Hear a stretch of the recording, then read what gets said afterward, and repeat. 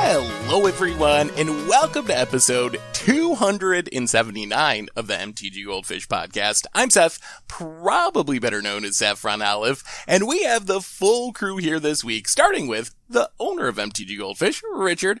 How you doing today, Richard? Hey Seth, lots of news in the Magic world this week.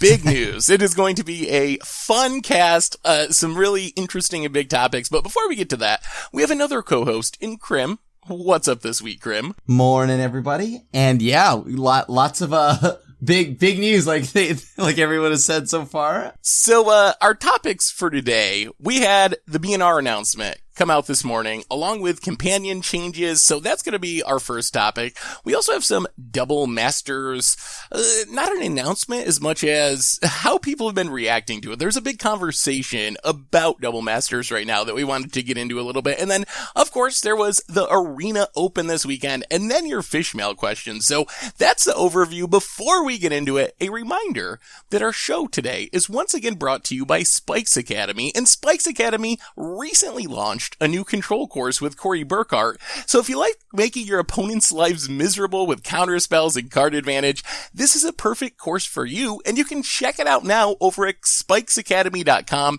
and learn from the best players in the world. So thank you to Spikes Academy for supporting the podcast, and let's start off with the big announcement from this morning. Richard, we got the BNR. It was a big one. It was a unique one. What happened with this announcement? All right, we have Bannings and Standard. Agent of Treachery is banned. Fires of Invention is banned. Historic, we have suspensions of the two same cards, Agent of Treachery and Fires of Invention, suspended in Historic. So that is banned for all intents and purposes, but it can move around. And then the companion rule change across all formats. Once per game, anytime you cast a sorcery, you can pay 3 generic mana to put your companion from your sideboard into your hand. It's a special action, not an activated ability, so you can't respond to it. You can't Phyrexian Revoker it, things like that. So it's a special action, all formats. And it takes effect on Magic Arena, both changes, on June 4th. And then for Magic Online and Tabletop, bans happen right now. Companion changes happen right now for Tabletop and Magic Online Companions on June 4th. So a little staggered, but by June 4th, we'd be all on the new errated companions and the new bannings. So let's start with the easy one here. I think companions are going to be the most interesting topic, but let's start with the bannings because those are pretty straightforward. Fires of Invention, Agent of Treachery, and Standard. Right move? What do you guys think about these changes? I think we're still missing a few cards. A few cards were left off of this ban list, but you know what? I think, yeah, like Agent of Treachery being gone. Unfortunately, I think Agent itself is a fair card. I actually don't think Agent is that bad. It's just the way that we can cheat Agent in right now is kind of insane, so I guess that's fine, right? Yeah. I think it's not fine. I think Agent of Treachery is dying for the sins of Luca, right? Like we've seen this before where they try to skirt around Marvel and things like that, but like you're just never going to print a good creature again in Standard while Luca is legal. Like what are you going to do about it? Like I don't understand, right? Historic, which we'll talk to, does it cheat Agent of Treachery into play, right? We use something else. So you're telling me for the next couple Standard sets we're not going to have a good creature? Like, okay. But so it's going to need a banning, right? Luca. I mean, I don't know if like Luca's like I'm thinking about like what's the next big threat that they're cheating in, like, you know, they're cheating into play. I think right now, I would probably say the Boar and Raise Forerunner is probably like maybe you go from like a more aggressive stance and go that direction. I mean, that's fine. Like I like at least with the Boar, you know, like they kind of have to have a board. But like on top of that, like it's legitimately just, I don't know, if like Pain Bacon is what we're worried about, that's the least of our, I don't think it's that bad yet. Until they print another creature, right? Like, well, what if they print an Ulamog or something? You know, like they can print anything at any time, right? Like they always print these like at 7 mana, your creature should win the game, right? Right. It's when you cast it on turn 5 or turn 4 that it's a problem, right? For free. Right. So there will be a bomb somewhere, right? Like, I mean, I don't know. Like, it could be, what's the cycling Godzilla? Yudaro, right? Like, I don't know, right? Like, I don't know how they're going to keep doing this, right? But Yadara's not like losing your best permanent, right? Like, or your land, so you never even like, cause like, you know what I mean? Getting your land stolen by turn 5, potentially maybe even earlier, is pretty rough. I'm not gonna lie to you, that's pretty rough. You're not really playing Magic, right? That's a lot worse than if they just go, all right, cool, turn 5, hit you for like 9 or 8 or something, right? Like that's fine. Yeah.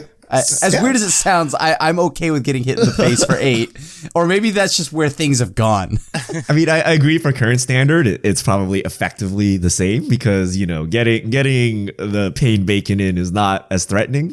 But what are we going to do for next set and the set after and the set after? Like, I just feel like this is a Band-Aid solution. Like, fires could have been banned way, way, way long ago, right? Like we've had people doing fires into Golos, and then, you know, Golos had to die, Field of Dead had to die, and at the end of the day, it's just mana cheating, and fires finally getting the axe. But I feel we're gonna have the same problem with Luca. It's just gonna drag on for a bit. Winota, like these cards, you just can't cheat mana like this, man. So I think, but is that the reason in the ramp that we have now? Because we have, like, the ramp is the same, right?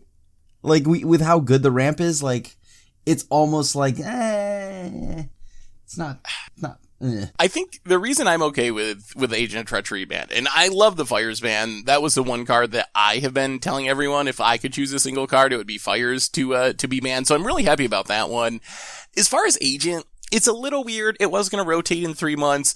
I do agree that even though there's nothing right now that's like, oh my God, this is the new target, there definitely could be in the next year of standard or whatever.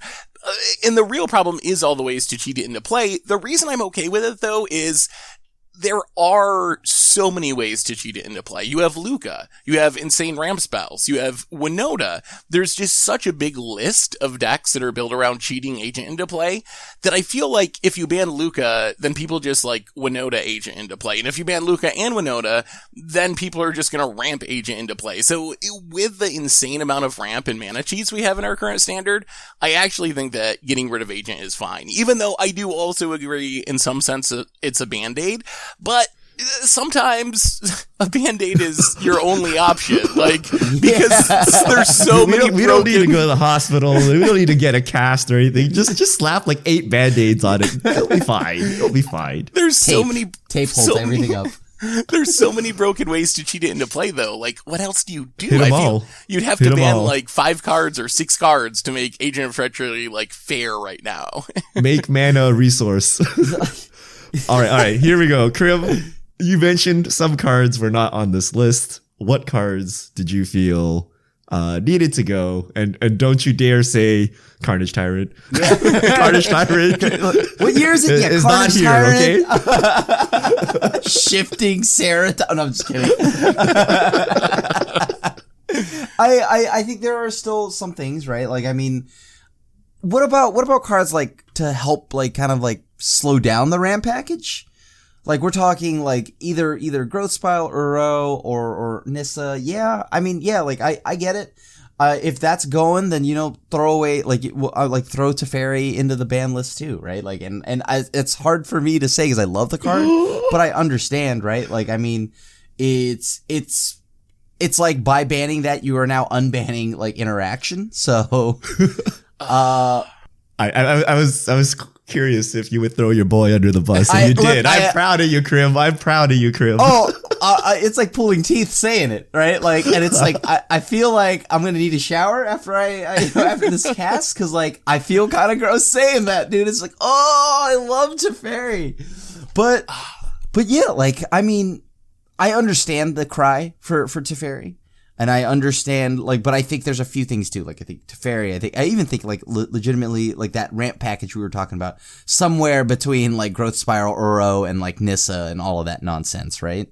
Somewhere in there. I actually think there would be pretty big unintended consequences of banning Teferi. Like, I feel like Wilderness Reclamation would probably have to be banned alongside Teferi. And then I think there's still like an insane flash deck that is available in the format that everyone would hate because it just counters all your spells, but it's kind of kept at bay because of Teferi. I feel like that, like, I don't even know how you ban something from Flash, but I think that we would see like the Magic Arena subreddit in like 2 weeks just be like endless complaints about Frilled Mystic or the other Flash cards if we actually went that direction. And that, I guess, illuminates the challenge of like fixing Standard with bannings. Cause you think like, okay, you ban Teferi, but then you gotta ban Wilderness Reclamation, but then what about the Flash cards? And then what about the ramp cards? And eventually you're just, gonna ban like 20 cards or 30 cards? Like, you keep going down that path until like, here's Richard's revised set's worth of card banned. Revised Honestly, list. it would just be like, people want a laundry list, like a laundry list long ban list. And I could understand why, but at what point are we now just banning 18 forward? Yeah, so 2019 forward? So Agent of Treachery, Fires of Invention, okay, Wilderness Reclamation, Winota. Let's get all this fast mana. A Boreal Grazer. Okay, let's restore aggro. Like, once you have aggro as a viable thing, it's a fairy obviously gone, so you can Embercleave people, right? But without Teferi, then you have to ban Embercleave. Yeah, because maybe aggro is too good now. But like Teferi basically like removes like the counters to like big mana decks, right? Like you can't hold a counter spell and like stop their big spell anymore because if Teferi comes down, you're like totally hosed. And then Teferi also stops aggro, right? And then aggro stops like flash decks and control decks, but a Boreal Grazer and Uro and stuff like that just like totally hose them, right? So you gotta restore the rock, paper, scissors here. Like a Boreal Grazer. Like, what about Cat Oven? Cat Oven, I feel like is probably closer to like stopping. We forgot about Cat and Oven. They both gotta go. You gotta then throw that in there, and then it's Cat like Oven's fine. no, it's not. Like, all right, we're gonna just keep banning cards, so we're playing block constructor. Yeah, exactly. So it's like, all right, only mutate decks. Sorry, everybody. Really, though, I hope that we, or Wizards, I guess, learn something from this, because I do think you're right to some extent, Richard, but I don't know if I'm comfortable with banning the amount of cards that it would take to make Standard fun. I think the real answer is like, hey, maybe we stop printing these insane ramp spells and these insane mana. Like, maybe you don't print Winota and Fires of Invention and Uros. Like, I think that's what needs to happen to fix this long term, or else if they just keep printing cards like this is going to become a never ending thing, right? We're just going to be talking about what 5 cards need to be banned this month to, patch up the metagame enough that people stay playing on Magic Arena for another month and then do it again and do it again. Like, is that the path we're heading down? Like, is that where we're going with this? So think of the sets coming up, right? Like, how are they can't print, if they print a big creature, you're just going to cheat into play and it'll ruin the metagame again. If they print crappy creatures, well, you're not going to play any of these cards. You're just going to play the existing decks. Like, how are they going to fix this without escalating the power level or making these cards that people are just sick of, right? Like, how many times do you want to see Wilderness Reclamation or Teferi? That's part of the problem. Like, maybe the metagame's diverse, but I've seen these same cards over and over and over again, and they feel bad, right? Like, it feels really bad. It's like land destruction, except it's not land destruction. I can't play any of my interaction, but they're all in my hand, and I just sit there and watch Teferi tick up and get advantage. So, I don't know. I don't know what they're going to do. If they don't clean slate now, how are the cards from the new sets going to show up in Standard? What do you guys grossly breaking it? What do you guys think about this? I brought this up on Twitter because they also announced this week no big paper tournaments for the rest of the year. Everything's going to be digital at least through 2020 because of the pandemic. What do you think about revisiting 2 rotations a year, or even a rotation every set? Like, do you think that's part of the problem? Emergency rotation?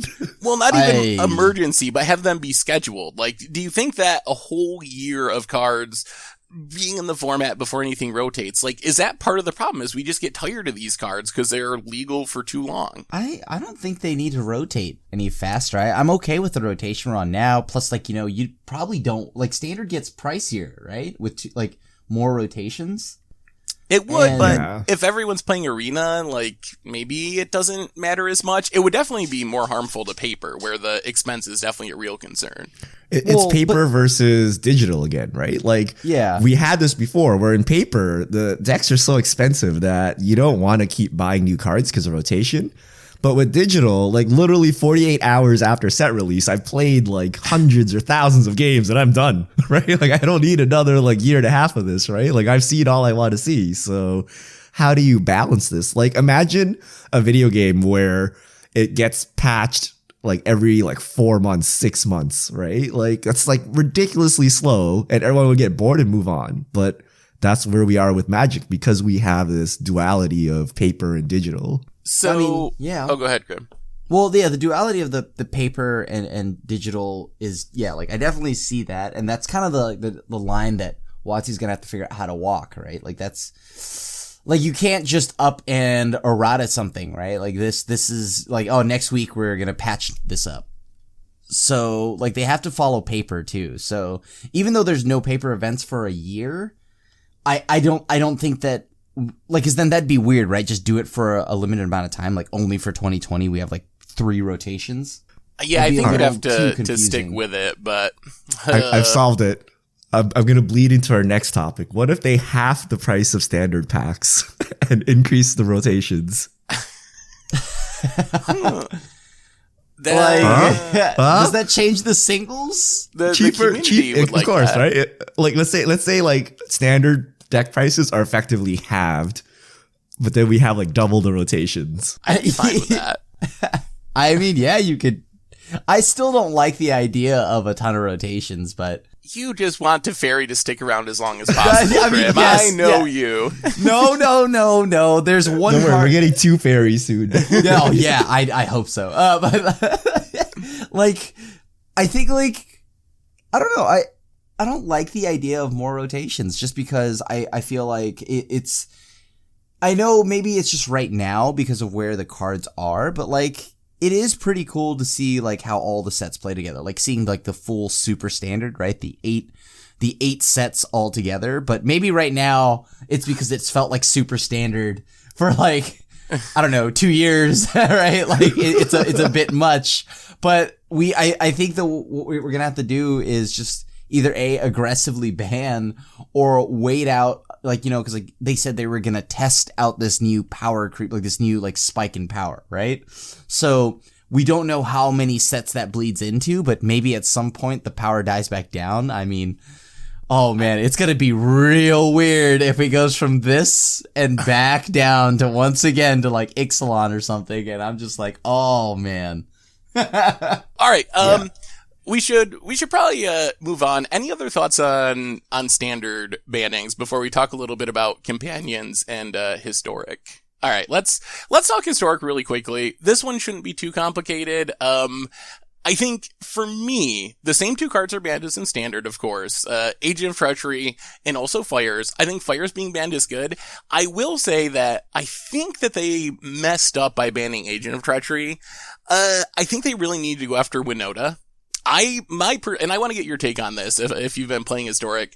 My take is that Winota is kind of dominating the historic format, and historic Winota doesn't even really play Agent of Treachery. It might play like a single copy, but it's built around Angrass Marauders. So I feel like this banning isn't going to do anything to the deck that I view as already dominating the format. What do you think about the historic aspects of these bannings? I think that it's fine. Like, I like the Agent of Treachery banning, the Fires banning, but this, like, I expected the historic bannings to be a lot longer, like with like a bigger list of cards, right? Like, I mean, I am very surprised that Winota's not on that because that is a turn 4, potentially turn 3 at times, right? Like, it could be pretty, it is a turn 4 combo deck, like, if you don't kill it or interact. And it doesn't actually have to, like, people think, oh, well, just pack spot removal, but that's not always the case, right? Like, they can just play the fair game of just like, oh, I'm gonna play Legion Warboss. Can you answer this? All right, well, I'm gonna wait until you do. Yeah. And they can wait it out. So I thought Winota was gonna go. I did, like, I was hoping Fires and Agent would go with it. I was also like, cause I mean, there's a lot of big mana things that you can do right now. So once again, like I thought they would have fired out like maybe like axed a few like ramp cards here, like actually done it here, left standard alone. Yeah, I could see there's other cards too, like Nexus is a card that I'm still concerned about. Field of the Dead, maybe could be on that list. There are a lot of other changes. I think I'm mostly just shocked. If there was one banning that I was sure about, it was Winota and Historic. I thought there was like actually 100% chance that was going to happen. So I'm still just like kind of shocked that they didn't go that direction. Have you been playing against it a lot? I know I tweeted about it and a lot of people are like, yeah, I play this like a huge percentage of the time. Like it's all over the meta. What has your experience been in Historic Rim? Like, have you been running into that deck quite often? Yes. And I have, I've been very happy about running into it. So, what is your secret tech for beating the Winota deck? Oh, just actually like a bajillion. I built a Grixis Yorion. Like I was playing a Grixis Yorion deck and there's just like Cry of the Carnariums, full play set, extinction events and all this other stuff. And I more so am just happy because it's not Nexus decks. Like I have been so happy. Even when I'm losing, I'm just like, yeah, whatever. Kill me right now on turn 4, but just don't let it be a Nexus deck. It sounds like it's time for Carnage Tyrant to make its presence felt in Historic. Yeah. I think that's what we've been missing. People have been playing it randomly. Like I've gotten paired against like a Golgari mid range. I'm like, what is this? Like, you know what I mean? Like I felt like it was like Ixalan standard. I was like, whoa, and you know what?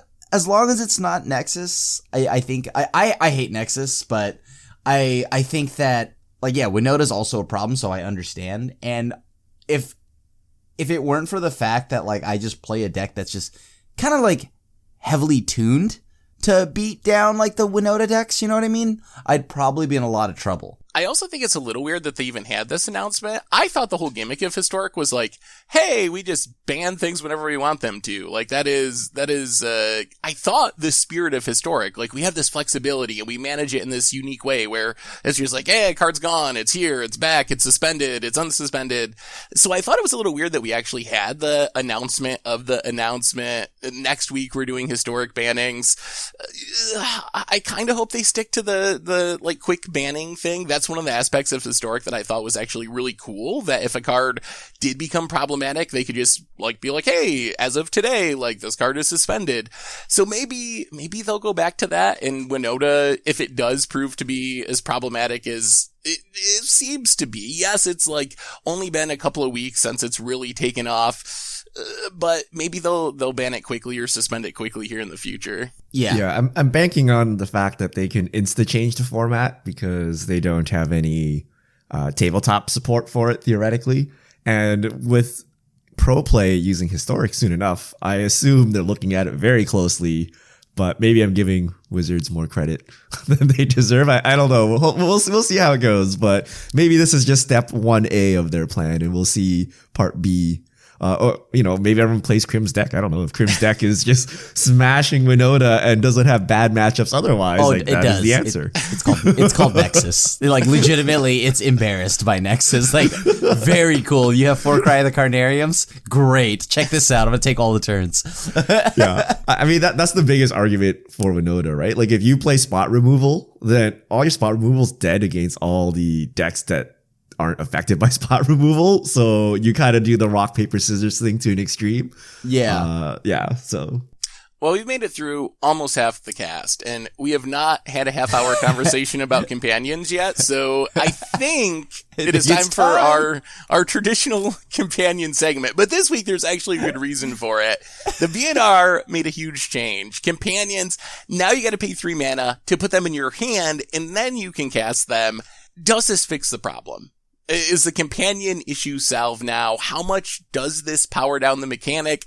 What's it going to do to formats? What do you guys think about this change? I think in standard they're still playable, but definitely when it comes to like modern and stuff like that, I don't know. I don't think they're playable if like we're adding an additional 3 mana to it. Like imagine, I don't know, Yorion is like 8 mana spent like you'd have to like kind of like plan like a few turns in advance before you can play like a Yorion in Pioneer or Modern or something like that. Maybe Lurrus, just because, I mean, you potentially could, right? Like let's just say like, I don't know, whatever Lurrus decks there are out there in Modern, I think you could still make it work, but I think outside of Lurrus, not so much. Yeah, I think they're effectively fixed for older formats. Like 3 mana is a lot. So you would play them now for value, right? Like kind of like creature lands. Like when the game drags on, you have nothing better to do. Now you pull your companion in and do something, but they won't be part of your primary game plan. And you know, if you really cared about it, you'd put them in your main deck, which I don't know that any of the Modern decks or Pioneer decks care that much to go, main deck Lurrus or things like that. Standard, I think, still pretty playable. Some decks, like you just play them as like value cards, or you slot them like main deck. Like maybe a sacrifice deck will play main deck Lurruses now. Like other decks, creature lands, right? As the game drags on, now you get your value engine going. So I think standard is playable, but who knows what it looks like, because now Fires is gone, Agent is gone. Like standard is basically a new format at this point. So we'll see how it goes. But I think they did what they wanted to do, which is kill companions in older formats and keep it around for standard. Yeah. I think that's, I mostly agree with that take. I actually think they're going to be pretty good in standard still. They obviously are not quite as good, which I think is a upside, but I do think that the companions will still see a lot of play. In older formats, I think we'll still see some free roll companions. Like, I still think Kahira in a creature-free control deck is better than your 15 sideboard card slot. Like, even if you aren't using it most games, I think it's still going to be worth it. I'll be interested to see with, like, Yarion. Is it worth playing 80 cards when you have to pay that extra 3 mana? That's where it gets a little bit sketchy. And then the other companions that are not free rolls, I expect them to see, like Garuda, for example, gets absolutely hammered by this. The whole reason to Garuda is you always have this turn 6, like, combo piece. If you gotta wait an extra turn and pay 3 extra mana, I think that means decks like that just probably won't exist anymore, which, again, is probably fine. Like, I'm happy to see companions not be as good. So I think this does mostly solve the issue with older formats. Standard, whatever. I've never been big on like having to ban companions in standard just because I'll rotate at some point. What do you think of the argument that the way that Wizards implemented this change means that more companions are on the way? Do you put any weight in that? Do you think if they didn't already have more companions in the pipeline, they would have taken different action, just ban them or ban the mechanic and just let you main deck them? Do you think, are people reading too much into the tea leaves to expect more companions in the near future? I mean, I wasn't expecting them to ban the mechanic, right? Like, I wasn't expecting them to ban the companions either. So I don't know. I mean, I think there could be, but I don't think that's the reason why they took the actions they did. Yeah, I don't think they want to ban, I don't know, what is it, like 10 rares or whatever yeah. from their latest set.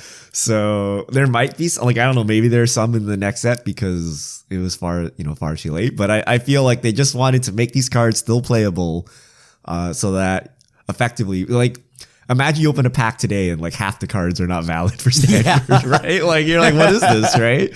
So they can't do that, right? So I think this is just what the viable solution is. Yeah. I like it. I actually think it's great because it does make it so that, you can still play all these cards in standard. I'm pretty sure that like a Lurrus, I'm still going to play Lurrus in standard. I think it's sweet. So, and I like that it does effectively, like we had mentioned, just really make the cost of having the companion in the older formats just like kind of interesting and probably not worth playing. And I'm excited. And to touch up on the whole Yorion thing, I think, like, I started actually, because I was planning in the event that there was some way that like they make it so that Yorion and all that's just like unplayable in like standard and whatnot and like Pioneer. Like, is it still possible that you just play an 80 card deck without Yorion? Why would you do this? I will say that since I've built a lot of Yorion decks, if I build a 60 card deck, I find myself like freaking out because I don't have enough slots for everything I want. I'm like, oh, I really I need to put this card in the deck, but I can't do it. So I don't think it's correct, but I definitely know where you're heading with that. I do think that people are going to be more likely to not always play a 60 card deck thanks to Yarion and the experience of how consistent Yarion decks could be with 80 cards. Even though I think 60 cards is going to go back to being correct, quote unquote, but I think there will be some exceptions to that rule now. I mean, like, yeah, we won't see like Yorion as the flex for a red deck, right? But the thing here is, like, I still think that if you're some kind of mid-range deck, I mean, you're also talking to the person that like just decided they were going to play a 250 card deck in standard, right? So you can't like there's, I don't know. I think that maybe 80 cards just could be correct or okay for some decks, like mid-range. I'm very confused. So what is the advantage of 80 cards? Like, why don't you just play like 2 ofs or whatever and play a 60 card deck? More. Yeah. to like jam in all your sweet promos? Like, Yeah. Well, to make your opponent accidentally drop your deck as they shuffle it? Like, I don't know. Like, there is no real reason for this, right? But like, you have more cards, right? like with the amount to justify buying cards, you're like, oh, I just need to buy these cards. I got to finish my 2,000 card deck here. You don't need to cut anything. Like legitimately, like Seth had mentioned, I started to feel like I think I'd gotten so used to the idea of an 80 card deck that I was like, is 80 cards and like is that really the max? Can we go higher than that? Like, obviously, I did push that to the extremes and found out, okay, 250 cards, maybe not needed.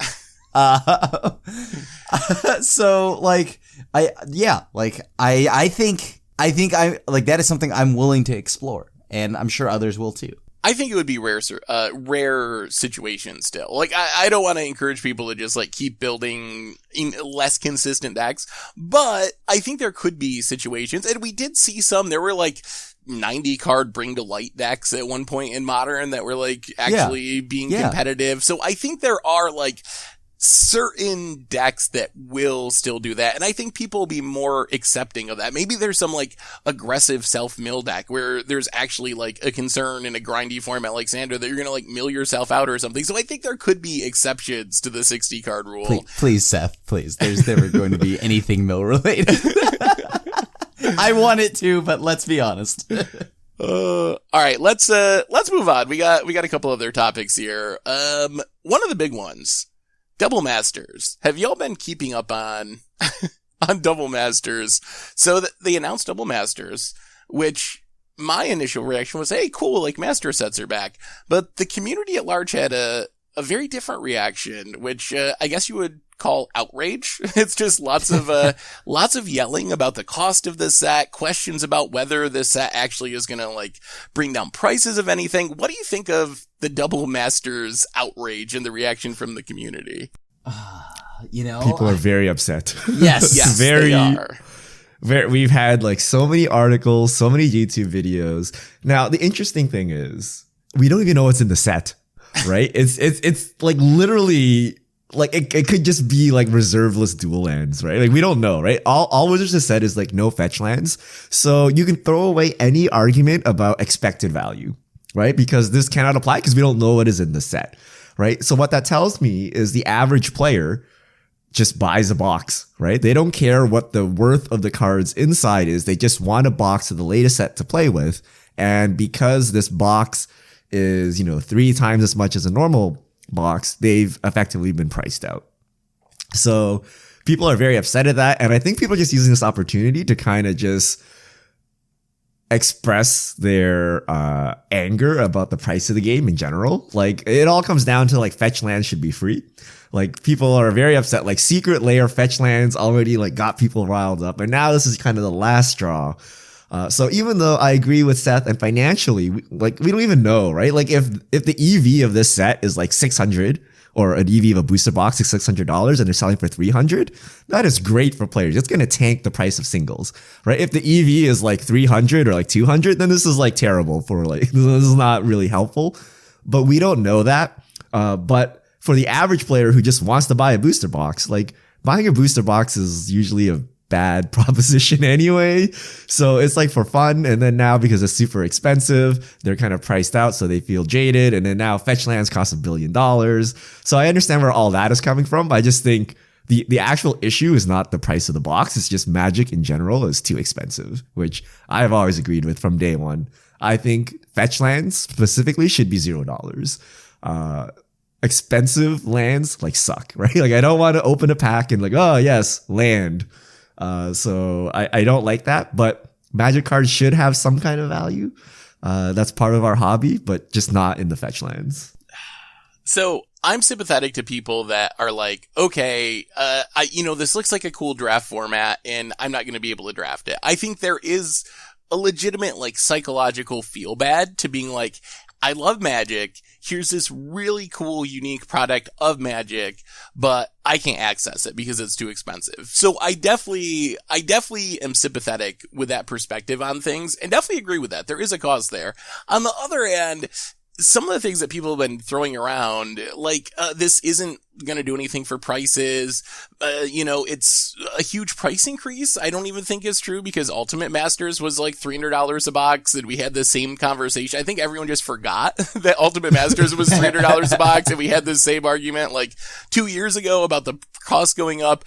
So I don't really understand, other than what you said, Richard, that it's more of like this last straw cumulative thing where we keep getting more and more products, more and more expensive products, and it finally just boiled over with Double Masters. A lot of the conversation around the set doesn't make that much sense to me. I feel like past Master sets have done a good job at dropping prices. I feel like $300, while it's expensive, it's not unprecedented in the world of Master sets. So I'm just not sure why everyone is so mad about this product in specific. I would think that if you want to rage about a product, rage about like Mythic Edition or the Secret Lair Ultimate Edition. These products that really don't benefit the community at all. When you have like Secret Lair fetch lands, it benefits Wizards. They make a bunch of money. It benefits theoretically the small number of people that buy them and get these cool fetch lands, but it doesn't drop the price of fetch lands. It doesn't help the broader community. At least with Double Masters, it's going to drop the price of singles, most likely. Like, yes, maybe it's a horrible set and has no value, but I would be surprised if that happened with this set.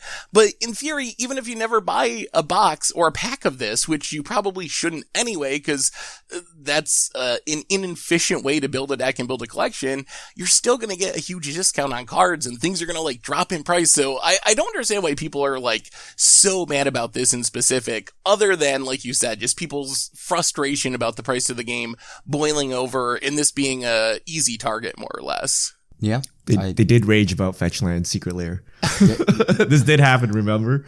And I think we forget that people don't play Magic with spreadsheets, right? Like we're like, oh yeah, what's the EV, right? Like, okay, how do I optimize this? Most people just apparently buy booster boxes. I'm actually curious. We should set up a poll to see how people buy their Magic cards. Based on all this outrage, it appears that you just buy booster boxes. Like, that people do not buy singles to complete decks and things like that. They just buy like a booster box and then do whatever. So if that is you, then, it's really bad for you. And I think it's also just the critical mass. Like, we have the meme of this product is not for you, and it's been used like kind of legitimately for like so many products. Like, oh, Secret Lair fetch lands, this product is not for you, right? Like, oh, this other Secret Lair, not for you. And then like if we keep repeating this, like what product is for me, right? And I think like that kind of just like started hitting on people, right? Like if like 3/4 of the products Wizards puts out is not for me, is Magic for me, right? And I think there's some legitimacy to that. Like you can't just like, in one sense, they're trying to appeal to everyone. So they're trying to sell products to everyone. But at the same time, you're part of like the Magic the Gathering club. And when you see products that are not for you, you start feeling like you're not part of the club anymore. And then eventually you're not part of the club. So there's some limit as to like how you can hit all the players at once, right? Like, so I don't know. Yeah. And it is weird that other games aren't really like that. Like if you buy a video game, it's basically for you. Like everyone gets the same video game. So Magic is kind of unique in that way where they have so many different products. And I don't know if that's necessarily like an upside or a drawback. Like, I'm sure it's a little bit of both depending on like the person and the product and the situation. But I think that is part of what we're struggling with too. Underneath all of this is just the proliferation of products. Having 30, I think they said 33 products or something had already been announced for this year, when 2 years ago it was like 15. And before that, it wasn't that long ago, we got 5 or 6 products a year, like maybe one supplemental product. So I feel like people are just struggling with the huge proliferation of Magic sets in general. And I don't know how to handle it. Like, I can understand why that is a big struggle for the community. It seems like it never ends. There's always something new. There's the big FOMO, like, get your secret layer right now or it'll be gone forever. So there is, I feel like, a lot more pressure on the community because of the number of products and the type of products than there was a few years ago, when you kind of had a set for standard and then you got a break and you played with that set. And then maybe there was like one master set or a dual deck as a special thing. And that was kind of the pacing. It definitely has amped up tenfold in the last few years, which I don't know. I don't know if that's a good thing or a bad thing for the community. Definitely when they announced they were going to put more stuff out, right? I recall, I think somewhere a while back they said they were going to put more stuff out for Magic products. I definitely don't think anybody was expecting to this level. But yeah. Right? But at the same time, I think, I understand why people, like, there's a lot of, like, product fatigue, right? Because there's just so many different things. They don't know what's for them. Like, is this legal in standard? Is this not legal in standard? I actually don't know either, right? Like, I mean, I think I like double masters, but, like, am I gonna buy it once it's over 300? Probably not.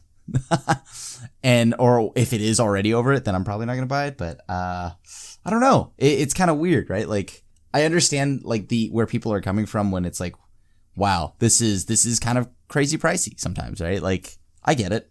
There's just too many things that you're trying to well, do I save up the funds for the secret layers or whatever? And I get it. Yeah. So Wizards trying to increase the sales, right? They're trying to make more money, which is, what they're supposed to do. But they're trying to extract it from the existing player base by having us spend more money. Yeah. And people's wallets are stretched pretty thin. Like, just like Magic itself is super expensive. Now with the economic conditions around us, it's like even worse timing for all of this. Like, what they should be doing is getting new players, right? And then those new players will buy, the same 10 products that everyone else buys every year, instead of trying to shove down these like premium products. Like, I asked last week, like, how many commander decks can a person possibly own? Like, how many super premium, special, mythic edition, secret layer, foil, whatever cards can you own? Like, do you have more Magic cards in money than car or in house? Like, I don't know, right? Like, it's starting to get pretty ridiculous. So maybe they should try to like branch out, get more players who each spend less, but, in aggregate spend more. Rather than trying to just like, here's $1,000 Liliana. You want to buy it? Right? You better buy it now. It's only available for like 3 hours, right? Like, like stuff like that is starting to get old, right? Yeah, I think that would probably be ideal. And we have definitely seen a focus on, getting more and more money from enfranchised players over the last couple of years. It seems like that has been a big focus. The high end products for people that already, are invested in the game, have a lot of money to spend on the game. The other thing I don't really know for sure with the complaints about it is how many of them are reasonable. It's really hard to filter through how many people are saying, okay, like, Magic is too expensive. I need it to be cheaper to, be able to access the decks that I want to play and the cards that I need to play. And how many people are just like, every card should be $0. Like, have you ever run into that? Like, it's reading over like a Reddit thread or various comments. It's really hard to figure out if people are asking for like a reasonable drop in price from Wizards' perspective, where they're still going to be able to exist as a company and make a product to keep making Magic. And how many people are just like, I want it to all be free. Yeah, like I definitely noticed that too, right? There's a good amount of people that are just like, I think that, standard should be free and like, and along with modern. And then when it rotates, it can cost money. What? I have seen that, and I think that is unreasonable because, at the end of the day, there's still a business. Yeah, we'll be able to tell, right? We'll be Yeah. able to tell when Double Masters releases and you see the box price, whether it stays at what it is, goes up or goes down. Like, people complained about Mythic Edition or whatever, and it sold out instantly anyway. So like what are these? You complaining and then you go buy it anyway, then it doesn't count, right? So if no one buys Double Masters because they're upset at the price, and then the price tanks, and then no one still buys it, right? Because it doesn't count if you wait for it to drop to like 250, buy it, and then it goes back up to like 300, right? Like, that doesn't count either, right? So we'll see if this is like a successful product or not, or whether this outrage is true. And also remember, Reddit, social media, YouTube, they're only a fraction of the actual Magic community. So it could be that this is just a super vocal base. Everyone else is like, whatever, we'll just go buy it. So we'll be able to tell if Wizards keeps making them and whether the price goes up or down. But yeah, I don't know. I've never seen so much outrage in in Magic prices ever since we started doing this like period. So I was actually quite shocked that it was just coming from everywhere. Everyone had like a nice little thesis, an article or video, and like just everyone was going like hog wild with this. And then I got to write the article that it told everyone they were wrong. Oh, dear. It's the same reason, right? Where we're like, okay, look, Magic Online is cheaper than Arena because you can sell your cards back, but no one ever sells anything back, right? I haven't sold a Magic card in like years, right? I'm just hoarding these old Magic cards, and I'm like, I don't know, right? So effective value, resale value, like none of that matters, right? Because I don't sell it, so it's just cash out the pocket. So yeah, no. That is true, and I think I personally do tend to forget that sometimes because I love that aspect. Like, I love calculating EVs. I think in that way. Like, I remember before I was doing content, even like when I had to buy my own decks and we didn't have loan programs on Magic Online, I would like try to buy decks that I thought would like maintain their value, or like tier 2 decks that would be more popular so that I could like sell them to have the tickets to buy another deck. So I have always enjoyed that aspect of the game, but I know that I'm definitely in the minority there to really like have fun that way. Anyway, we got more topics and we're going long. Krim, I think this weekend you might have played some Magic. We had our first arena open. I saw lots of people. I was watching Gab Nassif like fail 5 times in a row trying to qualify for it. Some people were tweeting about like how they did 3 runs and gave up. And then here comes Krim. Oh, I jumped into the queue, first run right through to day 2.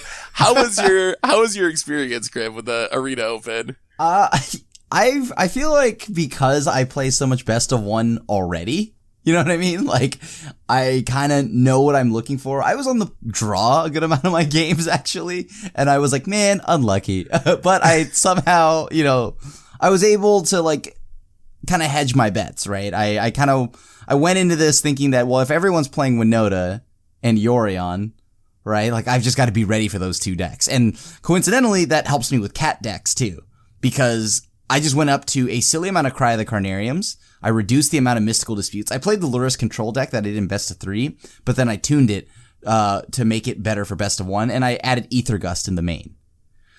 And so like, and Ether Gust was a hoser because they would just use what's the 2 mana, I forgot the name of it already, the thingy that sacks a creature and then looks for a creature that's 1 mana higher.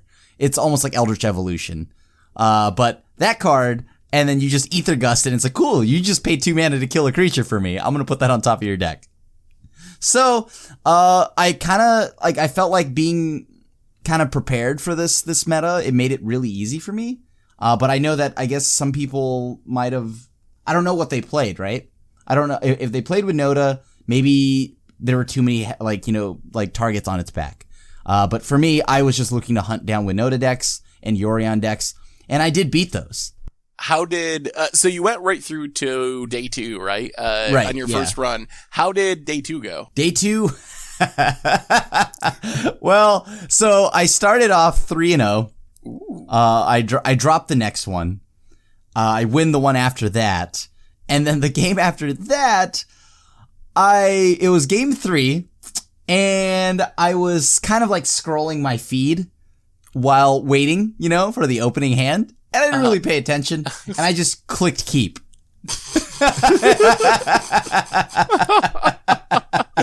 And it was not a good hand.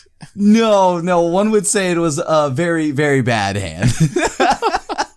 So you ended up, I assume, losing just before the cash part because you accidentally kept a hand that you shouldn't have kept. Yep. That is a very arena way for a tournament to end, I have to say. You're just like hanging out at your house, not really paying attention. Sure, whatever. Oops, now I don't get $2,000. Like I talked about it. I'm sure others have enjoyed it too. Like the comfort of playing tournaments from your own home. Don't get me wrong, that's great. But sometimes there is a thing is too comfortable, right? Like, and I would say I got a little too comfortable because this isn't the first time something has gone horribly wrong. Like the other time was like the WMCQ on the weekends. They start at like 6 a.m. I fell asleep during the sideboarding and I obviously woke up to like losing. So, but outside of that, I did really enjoy, being able to play like a more high stakes thing on Arena. Right? Like, I think it'd be great if we had a spectator mode, but I love the fact that I could, like compete for like monetary value. Like, I think that was pretty solid. And I don't know. I mean, maybe I know that there are others out there that have just been like, there are others out there that have just kind of like pretty much just hated this and just said that no, they're not even going to partake in it. Right. And like, that's up to them, but I enjoyed the idea of having like the ability to win monetary like value off this. I don't hate best of one, so obviously I'm going into this with a bias because I play a lot of best of one.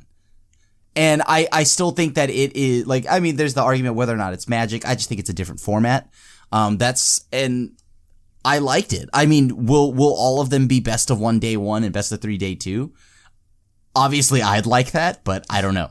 I'll say I would like to see that part change. I know that's the one part I disagree with. I think is I would much prefer best of three. I chose not to do any runs in it, mostly because I don't really enjoy best of one, and it makes me salty because of the variance of it. So I just avoided playing it altogether. I do think that from the feedback that I've heard, there were a lot of people that did enjoy the event, but the biggest complaint I saw in general, and this is coming from pro style players, old time players, was the best of one aspect of it. So I think that maybe that would be something that could be worth tweaking and changing. But I do think that having these high value tournaments on Magic Arena is huge. And I think it's going to be doubly important with the announcement that we're not going to have paper tournaments for the rest of the year. Like, what other choice do we have other than trying to move as much of this stuff as possible onto digital in Magic Arena and maybe Magic Online? I wouldn't mind some modern tournaments or something, but Wizards doesn't seem to be going that direction. Yeah. I actually think that'd be really cool though, like to even see like you had mentioned, like something for modern Pioneer, but hey, maybe with eventually Pioneer, because they are kind of working towards making that happen at some point, right? Yeah, we're heading that direction. Yeah, like I actually, the more I think about it, the more excited I am because I love Pioneer. So I think that could be really fun. But yeah, I like, keep in mind once again, like, yeah, I know people don't like best one, but that's why I enjoyed it too, because I have a huge bias towards that. Best of one for me. Maybe it's because I played so many other games like Hearthstone and whatnot. And that's all best of one to me. So one thing I appreciate about you, Krim, is you don't have any problem liking things that everyone else hates. Yes, also true. Also very true. You play the role of the villain well. And it's like, it's not like I go out of my way to do it. I just, it kind of, there is humor to it that, like, yeah, coincidentally some people just don't like some of the things that I enjoy, and I get it, that's fine. And that's why it's easy to play the villain role. It's like, haha, twirl the mustache. I did like Teferi all along. All right, let's try to hit a couple fish mail before we wrap up today. Richard, take it away. All right, if you have questions, send them to @MTGGoldfish with the hashtag MTGFishmail, and we'll get to your questions on air. It's Brews Day. The conversation about secret layers has got me thinking, what about national parks basics? Crater Lake Island, Yosemite Mountain, Everglades Swamp. I'd buy them. Ooh, I would. yes. Yeah, that's sweet. Photos or renditions? I think like photos. art. It should be photos. I want like more the APAC and like Euro promos. Those are some of my favorite basic lands where that's actually what they did. It is art. It's not an actual picture, but those are some of my favorite lands in the history of Magic. So I would love to see those come back with different locations, for a secret lair drop. I would be all over that. I mean, then you could have the true Nat Geo deck, right? You have the birds, then you have the lands. It's only a matter of time. Yep, we're getting there. I would say yes, but please not secret lair. Like I cannot buy 8 secret layers to get enough basics or whatever for my deck. Like please no. Like I like the art, but make it cheap, please. At Cure Game, this is a different question, but I'm answering Richard's question. How many commander decks can one person build? I'm building an EDH deck using every legal commander. To date, I've completed 566 decks. Oh my gosh. There's a picture with like a wall, like custom built framing and just stacks and stacks and stacks of decks. Like, oh boy, that's a lot of commander decks. I wonder how many legends there are. Oh man, I don't even try to think about that because that number has to be crazy high by now. Oh, I wonder if these are cataloged online somewhere. You know how sometimes we play like weird themes on Commander Clash and we have like some obscure commander from like some old set? I'd be curious to see what deck they've built for this. Oh, I wonder if the person who sends the question, I wonder if they are dreading or looking forward to Commander Legends. They promise like 100 new commanders or something in one set. Here's the question. How many Soul Rings do they own? Do they own 566? Well, 566.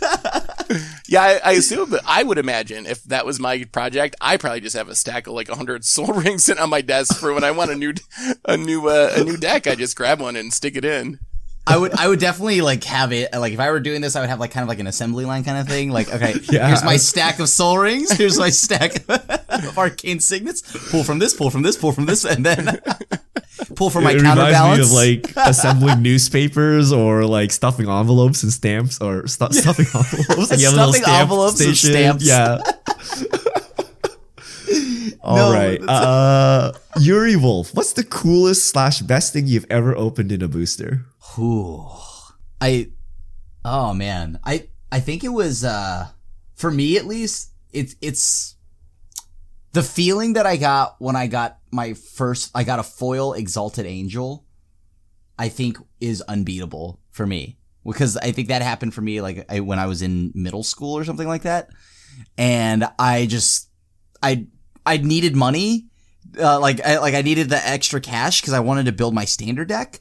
So I got lucky. I opened the foil Exalted Angel. I sold it immediately and then just bought 2 Exalted Angels. So I don't know, the joy that I had as a kid of just seeing that foil Exalted Angel was insane. I think for me, it's probably Overgrown Tomb, like Expedition. I think those, like, when they did the lottery cards in packs rather than in secret layers, they were so rare that they actually kind of made opening boxes a little bit miserable because you were like disappointed 99% of packs. But when you finally hit that 1%, it's such a good feeling because you would open like 3 boxes to finally get one. So I think it might be that, honestly. What about your complete set in the treasure chest? Oh, I didn't know if Magic Online counts. If Magic Online counts, complete set and treasure chest is on there. And also, when I first started playing competitively on Magic Online, this is almost a Crim story. This was back like Rise of Eldrazi, Zendikar eras when I first started really playing, and I had like no money and no ticks, and I remember cracking a Gideon Jura when it first came out, and it was like 50 ticks, and I was like, oh my god, that's like 3 drafts. I can do 3 drafts for free. So that was another one that I still remember, like getting 3 free drafts for opening that Gideon Jura. I think the best card I've opened was probably Foil Liliana of the Veil. Ooh. And then I actually played with it in my standard deck. Kept it for like a bit, and then I eventually sold it and bought 4 Wastelands to play Legacy.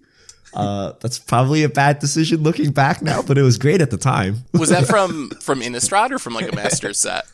Innistrad. This was that's a hard one. A foil mythic out of a normal set pack. Those are pretty rare too. Yep. Except for in standard, she was just all right. I know, but I played her anyway. Yeah. I think that if we would have played then, I would have been Spiky Crim. Oh man, that would have been an interesting time, because I was like, dude, Liliana is not that great. I just used her to answer Geist. Real Ragavan. Do you guys have a Scoops plush for sale? My 6-year-old daughter keeps asking for she sees them in videos and wants a plush. Interesting side note, the nickname we've given my 3-year-old daughters is Scoop. So I actually have a Scoops plush, which one of our editors custom made and gave it to me as a gift. We don't sell it though, because they're like really expensive to make. And like I'm not sure how popular they'd be. But maybe we could work something out. I would like to see more Scoops plush. We'll expand into patterned shirts. Sorry. Man, this cough is really nasty right now. You know, I'm going, ooh. All right. That's all the time we have for Fish Mail this week. Thank you to everyone who sent questions in. If you have questions, send them to @MTGGoldfish with the hashtag MTGFishmail, and we'll get to your questions on air. And I believe that brings us to the end of episode 279 of the MTG Goldfish podcast. So, Richard, Krim, thanks for hanging out. Thanks to everyone for listening. We will be back next week with M21 spoilers for sure, and whatever else goes down in the world of Magic. So, until then, have a wonderful week, stay safe, and this is the crew signing out.